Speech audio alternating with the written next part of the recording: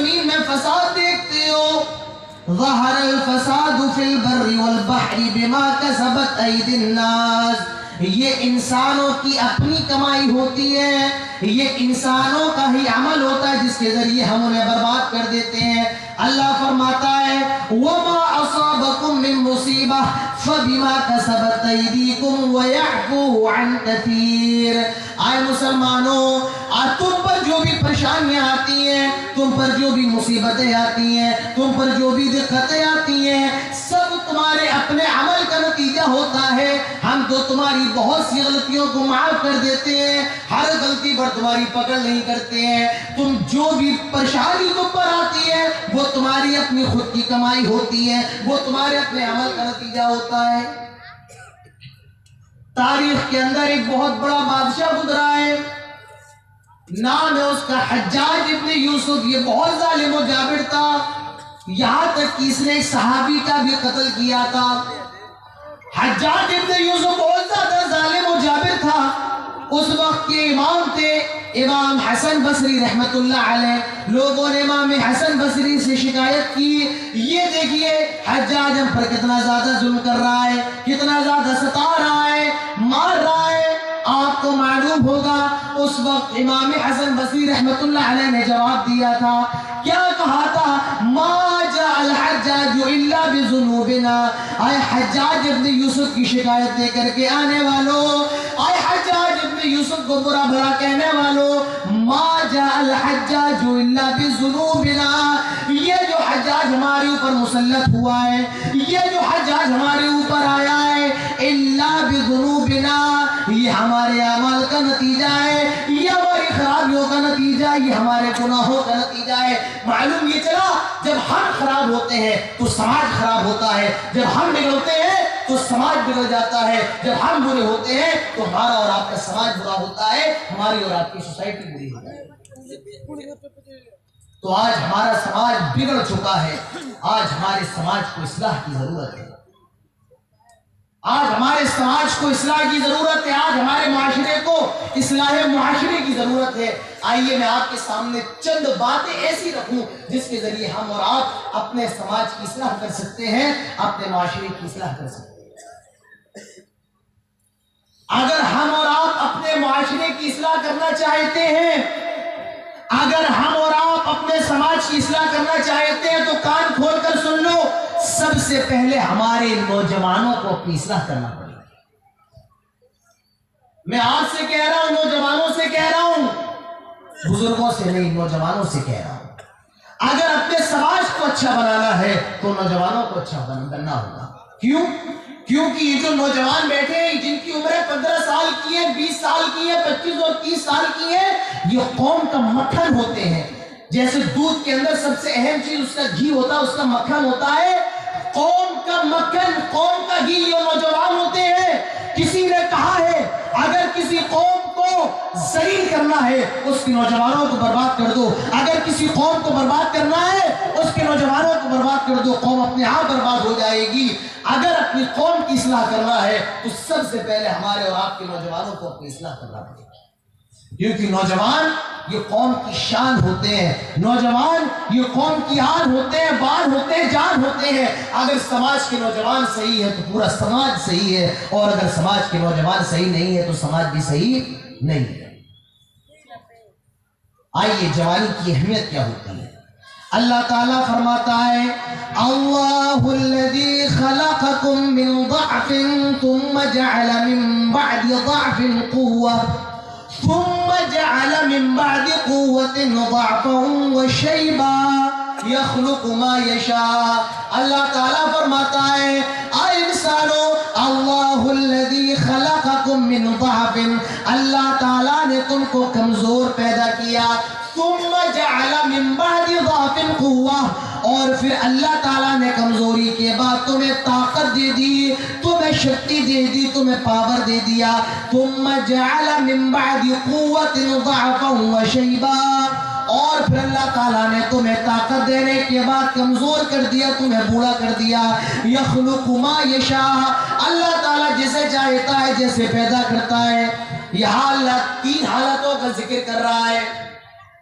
پہلی حالت جب آدمی پیدا ہوتا ہے اور وہ کتنا زیادہ کمزور ہوتا ہے، چھوٹا سا ہوتا ہے، اتنا زیادہ کمزور ہوتا ہے کہ اپنی ماں سے کھانا نہیں مانگ سکتا ہے، بھوک لگ رہی ہے، تڑپ رہا ہے، لیکن اپنی ماں سے پانی نہیں مانگ سکتا ہے۔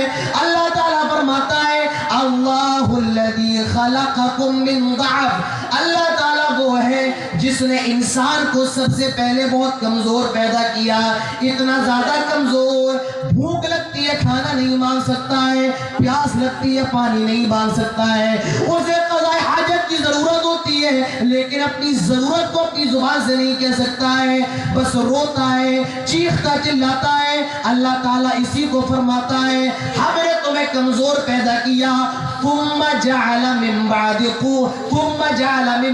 قوة، اور پھر اللہ تعالیٰ نے تمہیں طاقت دے دی، تمہیں جوان کر دیا، یعنی جب تم 15 سال کے ہو گئے، 20 سال کے ہو گئے، 30 سال کے ہو گئے، تمہاری ہڈیوں میں گودا آ گیا، تمہارے خون میں گرمی آ گئی، روانی آ گئی، اور تم طاقتور ہو گئے، جوان ہو گئے، ثم جعل من بعد قوة ضعفا وشیبا، لیکن پھر جب تم بوڑھے ہو گئے اللہ نے تمہاری ہڈیوں کو پھر کمزور کر دیا، اللہ نے تمہارے خون میں پھر ٹھنڈک دے دی۔ تو اللہ تعالیٰ میرے پیارے ساتھیوں، جو میں آپ کو بتانا چاہتا ہوں، میرے پیارے ساتھیوں، جو میں آپ سے کہنا چاہتا ہوں، اس پر غور کریں۔ اللہ تعالیٰ جوانی کی عمر کو، جوانی کی آیو کو، اللہ تعالیٰ جوانی کی عمر کو طاقت کی عمر کہہ رہا ہے۔ اللہ تعالیٰ نے فرمایا ہم نے تمہیں طاقتور کر دیا، یعنی جوان کر دیا۔ معلوم یہ چلا کہ جوانی کی عمر میں آدمی چاہے تو کیا سے کیا نہیں کر سکتا ہے۔ جوانی کی عمر میں اگر آدمی چاہے تو قوم کا نقشہ بدل سکتا ہے، سوئی ہوئی قوم کو جگا سکتا ہے۔ تو میرے نوجوانوں، آج آپ کو جاگنے کی ضرورت ہے، اور آپ کو جاگنے کے بعد قوم کو جگانے کی ضرورت ہے۔ اگر چاہتے ہو کہ ہمارا سماج اچھا ہو جائے، ہمارا معاشرہ اچھا ہو جائے، تو سب سے پہلے ہمارے نوجوانوں کو اچھا ہونا پڑے گا، سب سے پہلے ہمارے نوجوانوں کو اپنی اصلاح کرنا پڑے گی۔ اگر نوجوان اچھے ہو جائے تو سماج اپنے آپ اچھا ہوتا چلا جائے گا۔ لیکن آج ہمارے نوجوانوں کا کیا حال ہے؟ دلی چلے جائیں، بمبئی چلے جائیں، کلکتہ چلے آئیں، کٹھیار چلے آئیں، چاندنی گھاٹ بھی چلے آئیں، اور یہاں کے نوجوانوں کو دیکھ لیں، یہاں کے نوجوانوں کو دیکھیں، یا تو ان کی زبان پر کھانے کی باتیں ہیں، یا ان کی زبان پر پینے کی باتیں، یا ان کی زبان پر گھومنے ٹہلنے کی باتیں، اور کوئی بات ان کی زبان پہ نظر نہیں آئے گی۔ کیا یہ مسلمان کا نوجوان ہو سکتا ہے؟ کیا یہ اللہ اور اس کے رسول کو ماننے والا نوجوان ہو سکتا ہے؟ اس کی زبان پر کھانے کی باتیں، اس کی زبان پر پینے کی باتیں، یا اس کی زبان پر گالی بیہودہ باتیں، اس کے علاوہ کوئی بات نظر نہیں آ رہی ہے؟ جی آئیے ہمارے اور آپ کے نوجوانوں کا حال ہے۔ آج یہ بازار میں بیٹھ جائے تو گالی دے رہا ہے، دوستوں کے ساتھ چائے پہ ٹائم پاس کر رہا ہے، دوستوں کے ساتھ چائے پر گفتگو کر رہا ہے، اور اگر بات کر رہا ہے تو رات بھر لڑکیوں سے موبائل میں بات کر رہا ہے۔ میرے پیارے ساتھی، ہمارے نوجوانوں کا حال ہے، یہ ہمارے نوجوانوں کا حال ہے۔ ارے ہم تو اتنے زیادہ بغیرت ہو گئے، ہم تو اتنے زیادہ بے شرم ہو گئے، ایک جانور بھی جہاں چاہے اپنی خواہش پوری کر لے، آج کا نوجوان بھی جہاں چاہے اپنی خواہش پوری کر لے، ایک جانور بھی جہاں چاہے اپنی خواہش مٹا لے، آج کا نوجوان بھی جہاں چاہے اپنی خواہش مٹا لے۔ ٹھیک ہے، ٹھیک ہے، جذبات ہر لڑکے کے اندر ہوتے ہیں، جذبات تو ہر کسی کے اندر ہوتے ہیں، سینس تو ہوتے ہیں، لیکن اللہ کے پیارے نبی جناب محمد رسول اللہ صلی اللہ علیہ وسلم نے اس سے بچنے کا راستہ بھی بتایا ہے، اور وہ راستہ کیا ہے؟ جلدی شادی کر لی جائے۔ وہ راستہ کیا ہے؟ جلدی سے شادی کر لی جائے۔ اللہ کے نبی فرماتے ہیں یا معشر الشباب من استطاع منکم الباءة فلیتزوج فإنه اغض للبصر واحسن للفرج۔ اللہ کے نبی فرماتے ہیں، آئے نوجوانوں کی جماعت، اللہ کے نبی نوجوانوں سے کہہ رہے ہیں، اور آج کی جو میری تقریر ہے یہ خاص کر کے نوجوانوں کے لیے ہے۔ میں ان سے نہیں کہوں گا یہ جو بزرگ بیٹھے ہوئے ہیں بیچارے 50 سال کے 60 سال کے، ان سے نہیں، ان کی ہڈیاں کمزور ہو گئی ہیں، ان کی ہڈیوں میں گودا نہیں ہے۔ میں کہوں گا تو اپنے نوجوانوں سے کہوں گا، میرے پیارے ساتھیوں آپ کو سمجھنے کی ضرورت ہے۔ اللہ کے نبی نوجوانوں سے کہہ رہے ہیں کیا؟ یا معاشر الشباب، اے نوجوانوں کی جماعت، من استطاع منکم الباء، اگر تمہارے اندر شادی کرنے کی طاقت ہے، یعنی جس لڑکی سے شادی کر کے اس کو اپنے گھر میں لا رہے ہو، اس کو کھلا پلا سکتے ہو، اس کے رہنے کا انتظام کر سکتے ہو، اس کے کپڑے کا اور لباس کا انتظام کر سکتے ہو، اور اس کی جو پرسنل ذمہ داری ہے وہ بھی پوری کر سکتے ہو، اللہ کے نبی فرماتے ہیں فَلْيَتَزَوَّجْ، دیر نہ کرو، جلدی سے شادی کر لو، جلدی سے شادی کر لو۔ اللہ کے نبی زنا سے بچنے کا طریقہ بتا رہے ہیں، اور اس زنا سے بچنے کا طریقہ کیا ہے؟ جلدی شادی کر لی جائے۔ اللہ کے نبی فرماتے ہیں فَإِنَّهُ أَغَضُّ لِلْبَصَرِ، شادی کرنے کے بعد آدمی کی نگاہیں جھک جاتی ہیں، وَأَحْسَنُ لِلْفَرَجِ، اور شرمگاہیں محفوظ ہو جاتی ہیں۔ تو میرے نوجوانوں، اگر اپنے آپ کو محفوظ کرنا ہے اور اپنی عزت کی حفاظت کرنا ہے تو جلدی سے شادی کر لو، لیٹ نہ کرو۔ لیکن آج کا نوجوان شادی بہت لیٹ کر رہا ہے، کیوں؟ وہ انتظار کر رہا ہے کسی ایسی لڑکی کا رشتہ ہے جس کا باپ مجھے جہیز میں بائک دے دے، کسی ایسی لڑکی کا رشتہ آ جائے جس کا باپ مجھے جہیز میں بائک دے دے، کار دے دے، 5-6 لاکھ روپیہ دے دے، میں ایسی لڑکی سے شادی کروں گا۔ کوئی ایسا رشتہ آ جائے جو بہت زیادہ پیسے والا ہو، میں اس لڑکی سے شادی کروں گا، غریب گھر کی لڑکی سے شادی نہیں کروں گا۔ یہ حالات ہیں آج کے نوجوان کے۔ وہ ایسی لڑکی دیکھ رہا ہے جس سے اس کو بہت زیادہ جہیز ملتا ہو، اور جہیز نہیں مل رہا ہے، وہ لڑکی کے انتظار میں ہے، اس کی عمر بھی بڑھتی جا رہی ہے، اور جب لڑکیوں کے پاس رشتے نہیں آ رہے ہیں ان کی بھی عمریں بڑھتی جا رہی ہیں، اور وہ غیر مسلم لڑکوں کے ساتھ بھاگ رہی ہیں۔ جی ہاں، میں کتنی مسلمان لڑکیوں کو جانتا ہوں، کتنے مسلمان گھرانوں کو جانتا ہوں، کتنے ایسے بھائیوں کو جانتا ہوں جن کی مسلمان بہنیں غیر مسلم لڑکوں کے ساتھ بھاگ رہی ہیں۔ میں کتنی ایسی باپردہ لڑکیوں کو جانتا ہوں جو کل تک تو باپردہ تھی، لیکن جب وہ ان کی عمر بڑھ گئی اور ان کے باپ کے پاس جہیز کا انتظام نہ ہو سکا، اور جب وہ اپنے نفس پر کنٹرول نہ کر سکی تو وہ بھی کسی غیر مسلم لڑکے کے ساتھ راہ فرار اختیار کر چکی ہے۔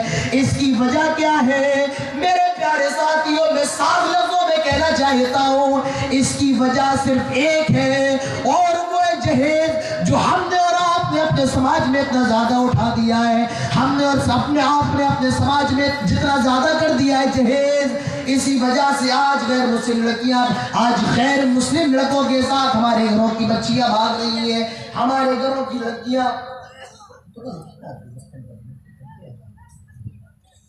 غیر مسلم لڑکوں کے ساتھ آج ہمارے گھروں کی لڑکیاں بھاگ رہی ہیں۔ اس کی وجہ کیا ہے؟ اس کی وجہ صرف ایک ہے کہ مجھے جہیز میں بائک ملے گی یا نہیں ملے گی، مجھے جہیز میں کار ملے گی یا نہیں ملے گی، 5 لاکھ روپیہ ملے گا یا نہیں ملے گا۔ میرے پیارے ساتھیوں، شادی میں یہ نہیں دیکھا جائے گا کہ آپ کو کتنا پیسہ مل رہا ہے، آپ کو کتنا جہیز مل رہا ہے۔ شادی میں اگر دیکھنا ہے تو یہ دیکھو کہ لڑکی میں کتنا زیادہ دین ہے، وہ نماز پڑھتی ہے یا نہیں پڑھتی ہے، وہ روزہ رکھتی ہے یا نہیں رکھتی ہے۔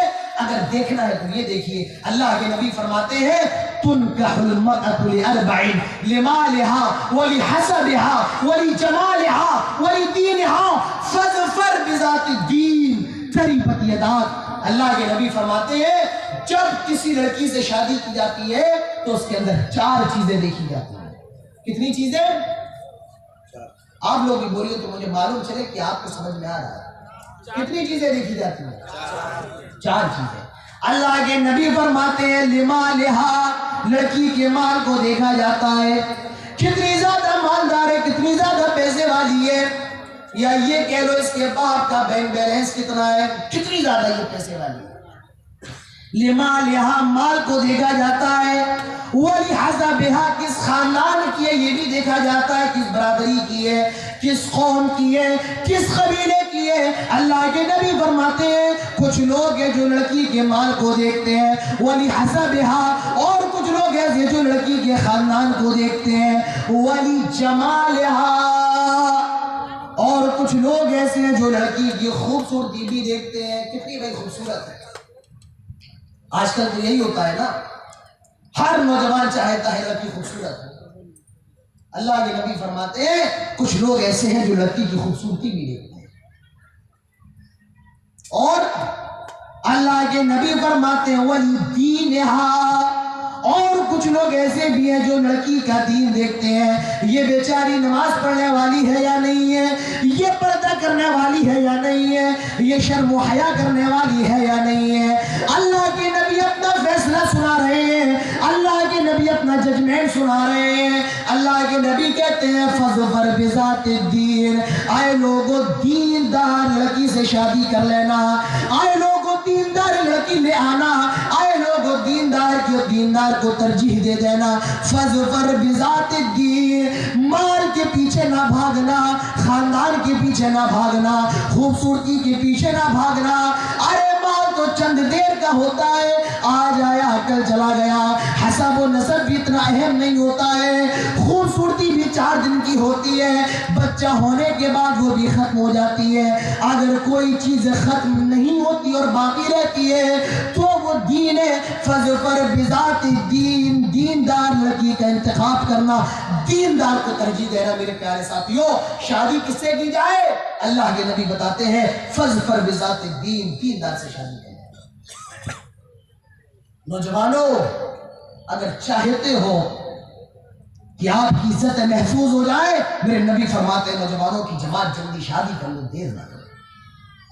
اور آج ہمارے اور آپ کے سماج میں شادی میں جو لیٹ ہو رہی ہے اور لیٹ ہو رہا ہے وہ اسی جہیز کی وجہ سے ہے۔ یہاں لڑکے والے بھی پریشان ہیں، کوئی ایسی لڑکی نہیں مل رہی ہے جس سے بہت جہیز ملے۔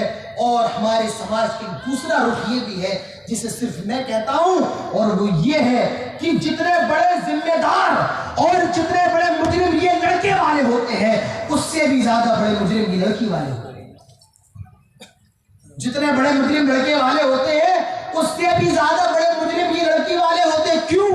جیسے لڑکے والے جہیز دیکھتے ہیں، جہیز کہاں ملے گا، لڑکی والے یہ دیکھتے ہیں کہ پہلے یہ دیکھا جائے لڑکا کام کیا کرتا ہے، لڑکا کام کیا کرتا ہے، کم سے کم اس کا اچھا خاصا نوکری ہے یا نہیں ہے، یہ اچھا خاصا کماتا ہے یا نہیں ہے، اس کا گھر پریوار کیسا ہے، یہ وہ دیکھتے ہیں۔ اللہ کے نبی کا تو اتنا کہنا ہے اگر لڑکا یا لڑکی ان کا دین اچھا ہے، وہ دیندار ہے، اخلاق پرست ہے، اللہ کے نبی فرماتے شادی کر دو۔ یہ مت دیکھو کہ لڑکے کے پاس کتنا پیسہ ہے، یہ مت دیکھو کہ لڑکی کا باپ کتنا امیر ہے، یہ مت دیکھو کہ لڑکا کتنا خوبصورت ہے، یہ مت دیکھو کہ لڑکی کتنی خوبصورت ہے۔ اگر دونوں دیندار ہیں تو دیر نہ کرو، شادی کر دو۔ اور اگر تم نے ایسا نہیں کیا تو دنیا کے اندر فساد پھیل جائے گا، دنیا کے اندر اتنا پھیل جائے گا۔ اپنی شادیوں کو آسان کر لو، اپنی شادیوں کو آسان کر لو میرے پیارے ساتھیوں، جہیز کا معاملات ختم کر لو۔ کب تک ہم اور آپ یہ غیر مسلموں کی اور یہ غیر مذہب کے لوگوں کی رسموں کو چلاتے رہیں گے؟ کب تک؟ ان کی یہاں کی یہ چیزیں آہستہ آہستہ ختم ہو رہی ہیں اور ہمارے اور آپ کی یہاں یہ چیزیں آہستہ آہستہ بڑھ رہی ہیں۔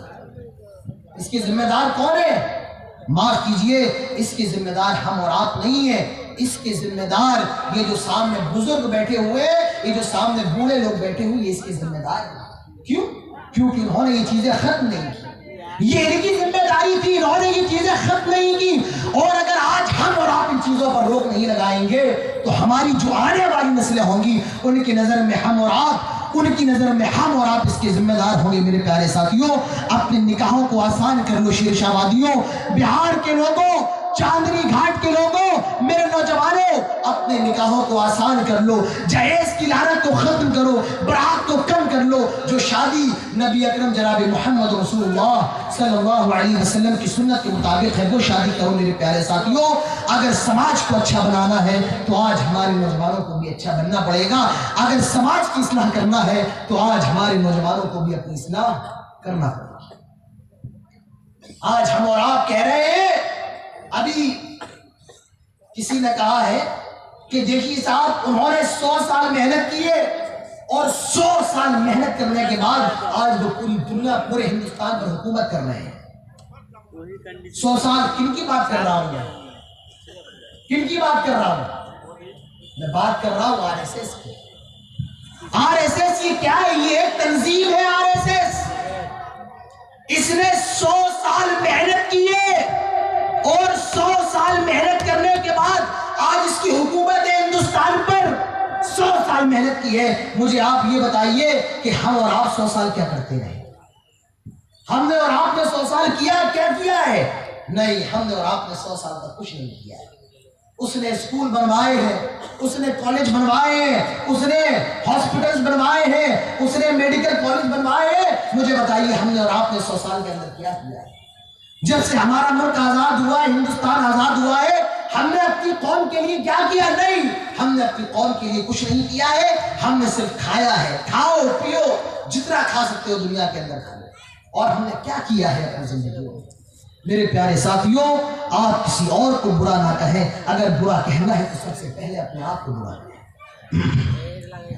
آج ہماری مسجدیں رو رہی ہیں، ہماری مسجدیں چیخ رہی ہیں اور ہماری مسجدیں ہمیں بلا رہی ہیں، حی علی الصلاۃ، آؤ نماز کی طرف. حی علی الصلاۃ، آؤ نماز کی طرف. حی علی الفلاح، آؤ کامیابی کی طرف. حی علی الفلاح، آؤ کامیابی کی طرف. لیکن میرے پیارے ساتھیوں، ہم کامیابی کی طرف نہیں جا رہے ہیں. ہم چائے کے ہوٹلوں میں بیٹھے ہوئے ہیں، ہم چائے پی رہے ہیں، لیکن مسجد میں جانے کے لیے تیار نہیں ہے. ہم اپنے کھیت میں، اذان کی آواز ہمارے کانوں میں آتی ہے، لیکن ہم مسجد میں نماز پڑھنے کے لیے جانے کو تیار نہیں ہے. میرے پیارے نوجوانوں، میں آپ سے کہہ رہا ہوں، اب آپ کو اپنی اصلاح کرنا پڑے گی. اب آپ کو آگے آنا پڑے گا. اب آپ کو کھڑا ہونا پڑے گا اور قوم کی ہدایت کا سامان بننا پڑے گا. اگر اپنی سماج کو اچھا بنانا چاہتے ہو، اگر اپنے معاشرے کی اصلاح کرنا چاہتے ہو، میرے نوجوانوں، سب سے پہلے آپ اپنی اصلاح کر لیں. آپ اپنے آپ کو صحیح کر لیں. جب سارا معاشرہ صحیح ہو جائے گا تو سماج کی اصلاح کرنے کے لیے سب سے پہلا طریقہ کیا ہے؟ ہمارے نوجوان اپنی اصلاح کریں. سماج کی اصلاح کرنے کے لیے دوسرا طریقہ کیا ہے؟ یہ جو ہمارے گھروں کی مائیں ہوتی ہیں، یہ جو ہمارے گھروں کی بہنیں ہوتی ہیں، یہ جو ہماری بیٹیاں ہوتی ہیں، اگر یہ صحیح ہو گئی تو پورا سماج، پورا معاشرہ، پوری سوسائٹی اپنے آپ صحیح ہو جائے گی. عربی کے اندر کہا جاتا ہے المرأۃ نصف الامہ. عورت جو ہوتی ہے یہ سماج کا آدھا حصہ ہوتی ہے، اور جو بچا ہوا آدھا حصہ ہے اس کو بھی جنم دینے والی یہی ایک عورت ہوتی ہے. اگر ایک مرد خراب ہوتا ہے تو ایک مرد خراب ہوتا ہے، اور اگر ایک عورت خراب ہوتی ہے تو پورا سماج خراب ہوتا ہے، پورا معاشرہ خراب ہوتا ہے. اگر ہم اور آپ کو اپنے معاشرے کو اچھا بنانا ہے تو سب سے پہلے ہم اور آپ کو چاہیے کہ ہم اور آپ اپنے گھروں کی عورتوں کو اچھا بنائیں. ہم اور آپ اپنی بہنوں کو، ہم اور آپ اپنی بیٹیوں کو اچھا بنائیں. آئیے ایک حدیث پڑھ لیتے ہیں.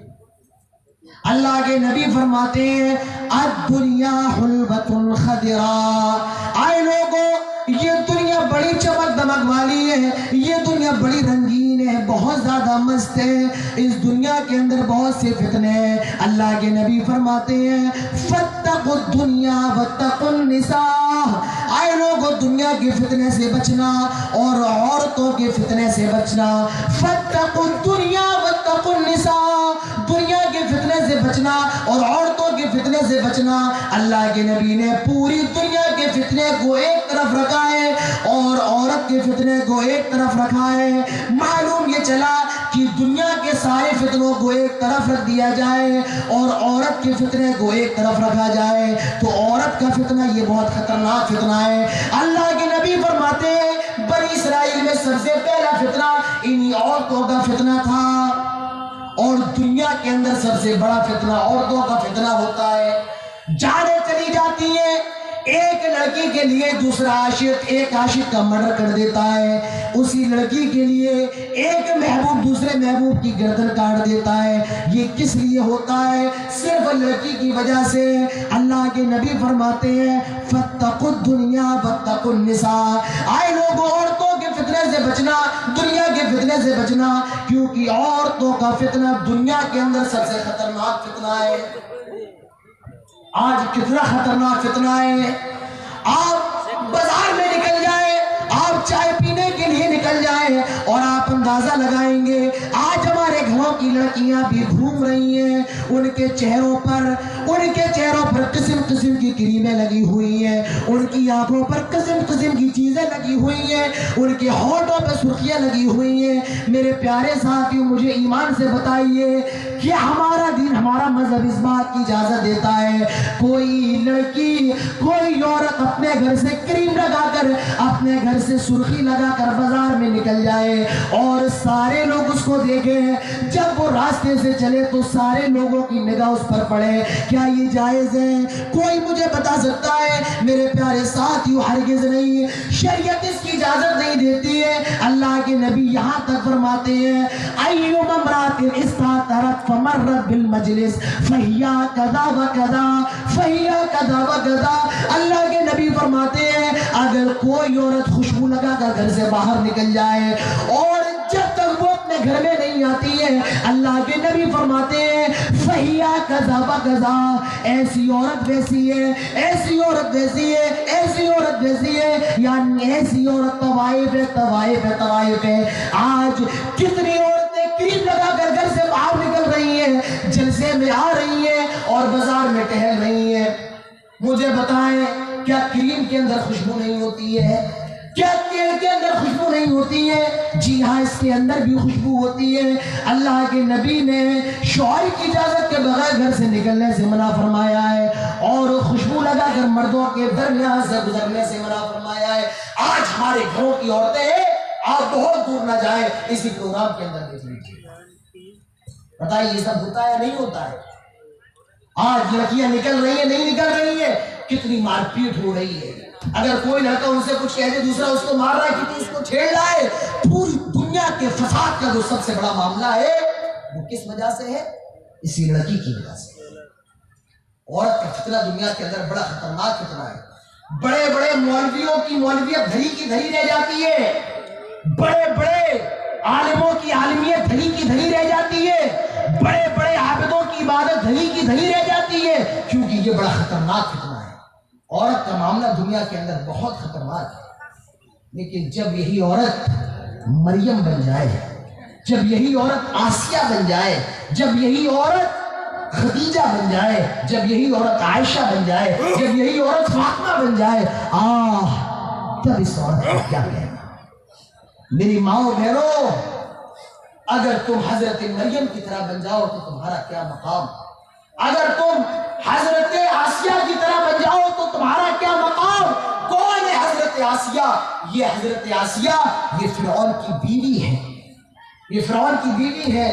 حضرت آسیہ اپنے رب سے دعا کر رہی ہے، سورہ تحریم اٹھائیے، اللہ تعالیٰ فرماتا ہے وَضَرَبَ اللَّهُ مَثَلًا لِّلَّذِينَ آمَنُوا امْرَأَتَ فِرْعَوْنَ إِذْ قَالَتْ رَبِّ ابْنِ لِي عِندَكَ بَيْتًا فِي الْجَنَّةِ وَنَجِّنِي مِنْ فِرْعَوْنَ وَعَمَلِهِ وَنَجِّنِي مِنَ الْقَوْمِ الظَّالِمِينَ۔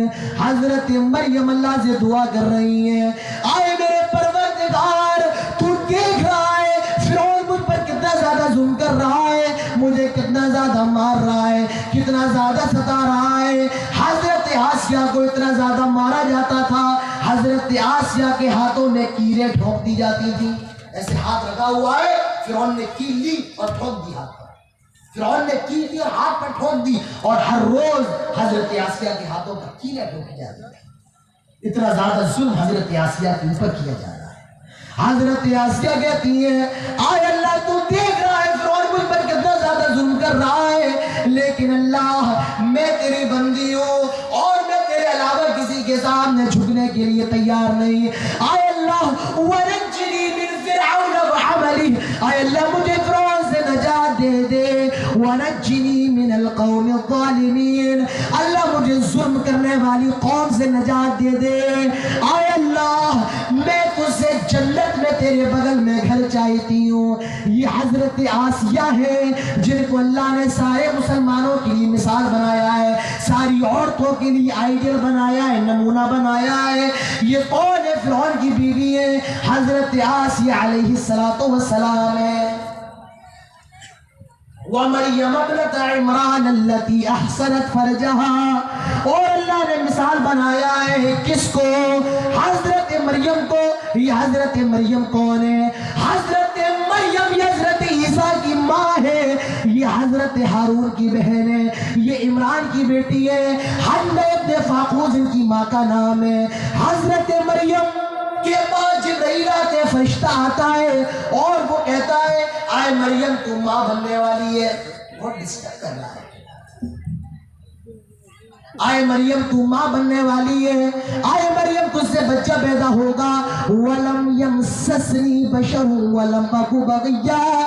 حضرت مریم کہتی ہے بھلے مجھ سے اولاد کیسے ہو سکتی ہے، مجھے تو آج تک کسی مرد نے چھوا بھی نہیں ہے، وَلَمْ أَكُ بَغِيًّا، اور نہ میں کوئی بری عورت ہوں، نہ میں کوئی زناکار عورت ہوں، بھلے مجھے بچہ کیسے ہو سکتا ہے؟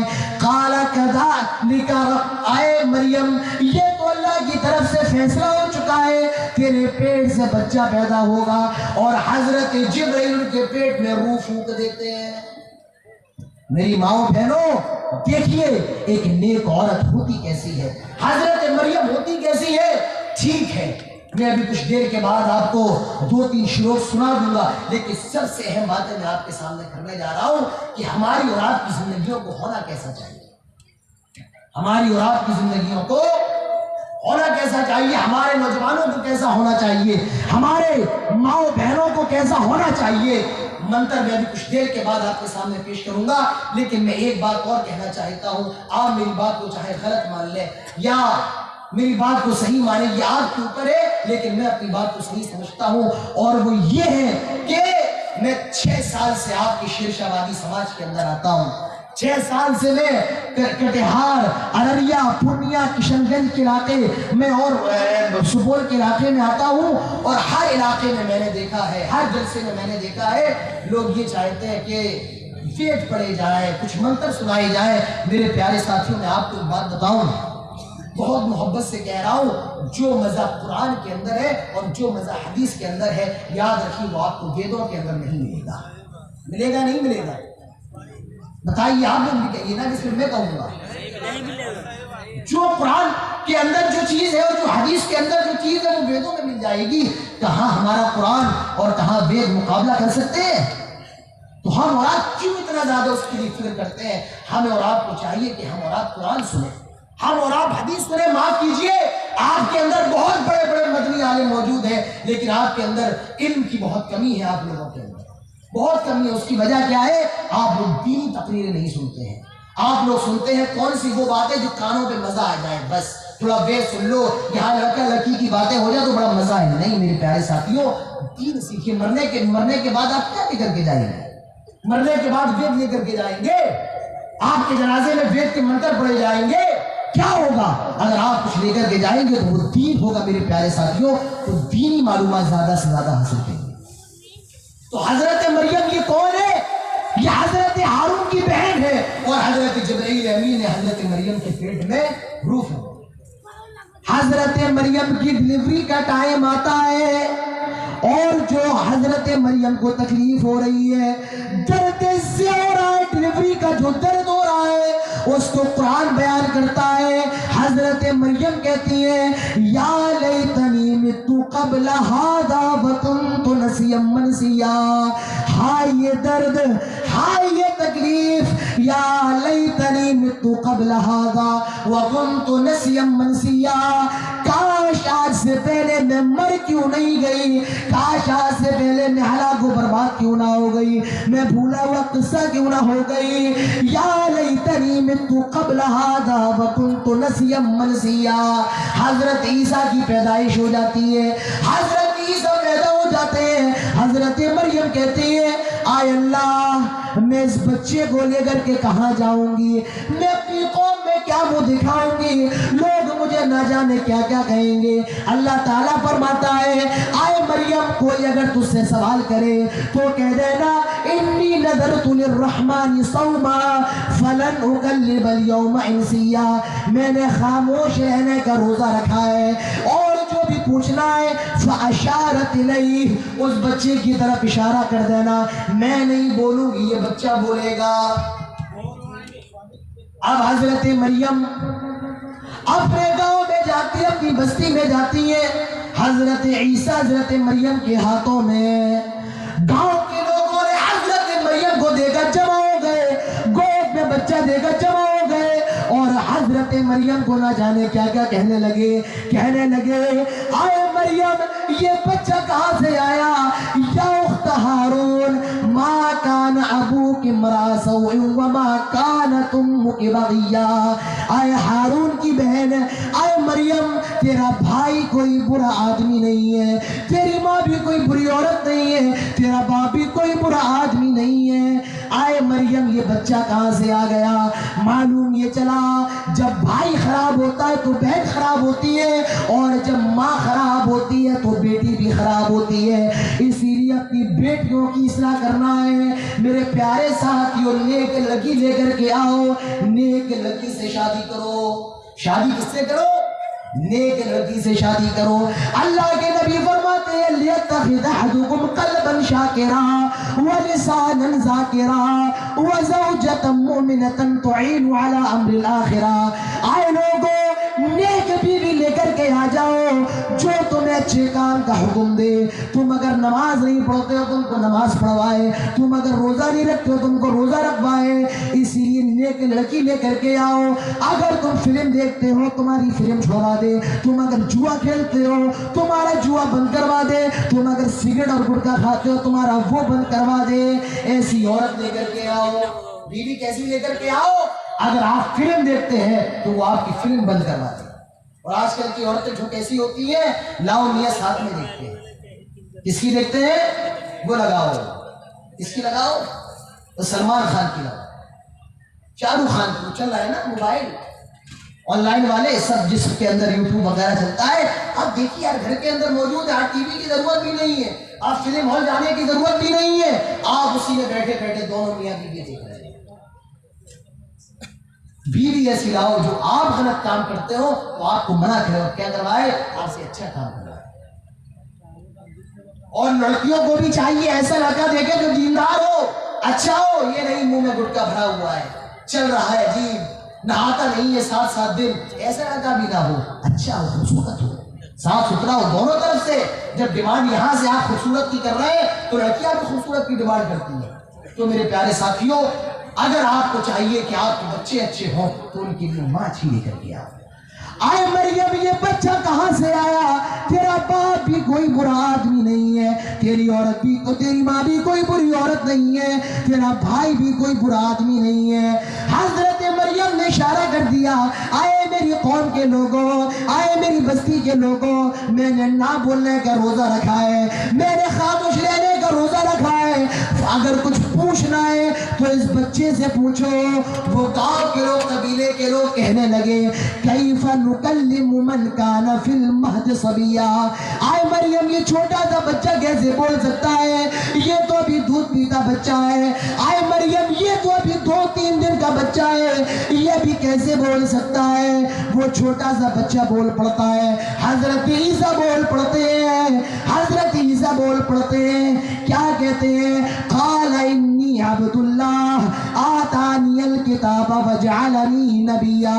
آئے لوگوں میری ماں کو پریشان نہ کرو، آئے لوگوں میری ماں کو تنگ نہ کرو، آئے لوگوں میری ماں کو برا بھلا نہ کہو، آئے لوگوں میری ماں پر جھوٹے الزام نہ لگاؤ، آئے لوگوں میں اللہ کا بندہ ہوں۔ قال انی عبد اللہ، میں اللہ کا بندہ ہوں۔ آتانی الکتاب، اللہ تعالیٰ نے مجھے کتاب دی ہے، وجعلنی نبیا، اور اللہ تعالیٰ نے مجھے نبی بنایا ہے، لہٰذا میری ماں سے کوئی سوال کرنے کی ضرورت نہیں ہے۔ یہ کون ہے؟ یہ حضرت مریم ہے، جن کو اللہ نے سارے مسلمانوں کے لیے مثال بنایا ہے۔ یہ عورت کیسی ہے؟ یہ عورت وہ عورت ہے جس کو اپنی رسوائی کا اتنا ڈر ہے۔ کتنا ڈر ہے؟ اللہ میں اس بچے کو لے کر کیسے جاؤں گی؟ اللہ لوگ مجھ سے سوال کریں گے، میں کیا جواب دوں گی؟ آج بتائیے ہمارے اور آپ کے گھروں کی بیٹیوں کا کیا حال ہے؟ آج ہمارے گھروں کی لڑکیوں کے ہاتھوں میں موبائل ہے، غیر لڑکوں سے بات کر رہی ہیں، فیس بک چلا رہی ہیں، واٹس ایپ چلا رہی ہیں۔ اور یاد رکھیے میرے پیارے ساتھیوں، میری بات کو آپ لکھ لیں، جس گھر کی نوجوان لڑکی کے پاس موبائل ہو اس گھر کی دیواریں اونچی کرنے کا کوئی فائدہ نہیں ہے. جس گھر کی نوجوان لڑکی کے ہاتھوں میں موبائل ہو اس گھر کی دیواریں اونچی کرنے کا کوئی فائدہ نہیں. آج ہمارے اور آپ کی یہاں جو سب سے زیادہ کیس خراب ہو رہے ہیں وہ اسی موبائل کی وجہ سے ہو رہے ہیں. اسی موبائل کی وجہ سے ہر فساد کی جڑ ہے یہ موبائل. تو میرے پیارے ساتھیوں آپ اپنی بچیوں پر نگاہ رکھیں. اگر اپنی بچیوں کو بنانا ہے حضرت مریم کی طرح